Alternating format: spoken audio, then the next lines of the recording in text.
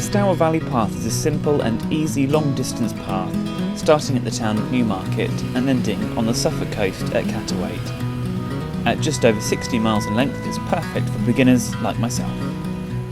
The path begins by the clock tower in the centre of Newmarket, a town made famous for its horse racing and considered the birthplace of the sport, with the racehorse industry starting here in 1309. The route follows the edge of the A1304 for a little over 2 miles before heading off into the Cambridgeshire countryside.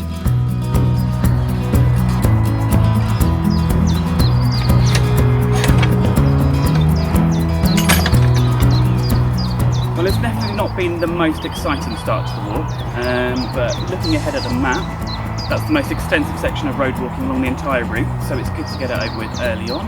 And I've just crossed the boundary now into Cambridgeshire. The next long straight follows almost 2.5 miles of the Devil's Ditch. This 7-mile-long ancient earthwork stretches from the Fens to Wood Ditton and is designated a Triple SI and Scheduled Ancient Monument.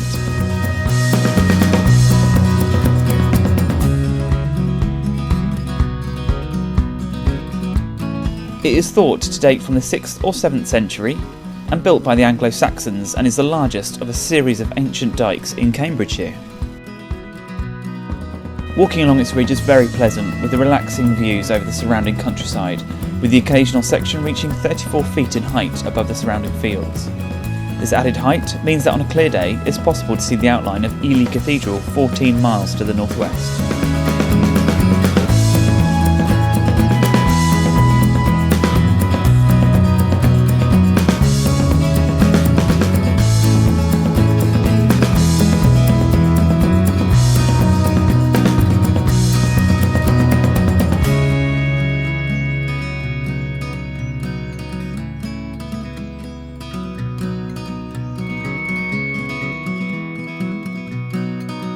Now it's been 5.5 miles since Newmarket and I'm only now entering my first village.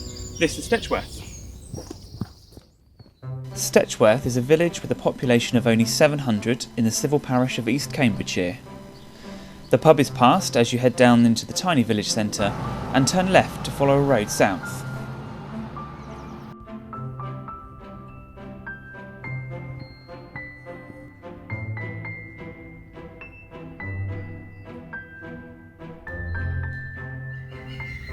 Now for the last mile or so we've actually been following 2 long distance paths.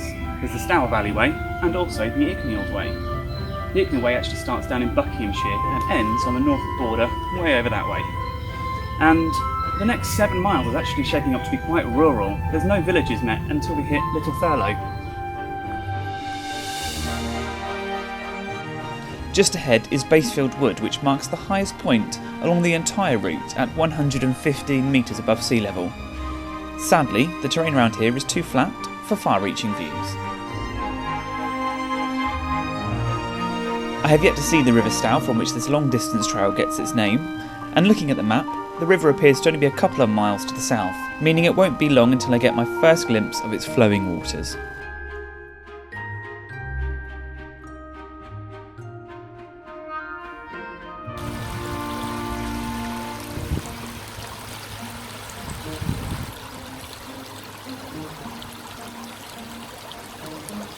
This river marks a very significant waypoint along the route. This is my first encounter with the River Stour. From here on, we're coastbound.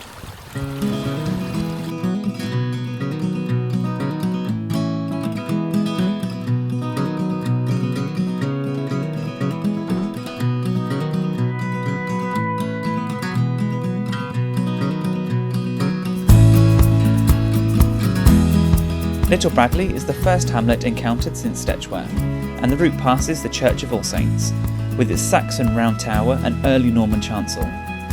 Up ahead is Little and Great Thurlow, 2 small neighbouring villages with beautiful public house dating from 1614.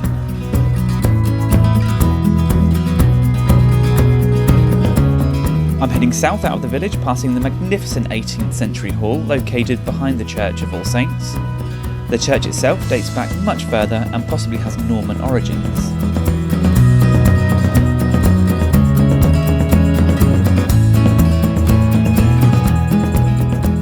My path to Keddington runs parallel to the River Stour through grazing marsh and crosses the A143 Haverhill to Bury St Edmunds Road.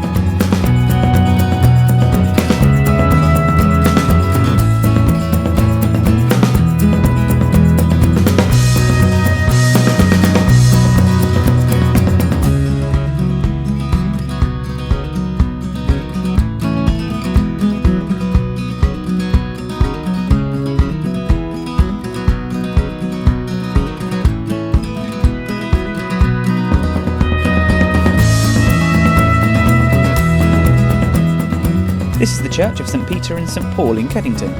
It looks like a normal medieval church, but round on its east gable there is a Saxon cross dated to 900 AD. The history of the site may stretch further back, with reports of Roman mosaics being found below the nave in 1934.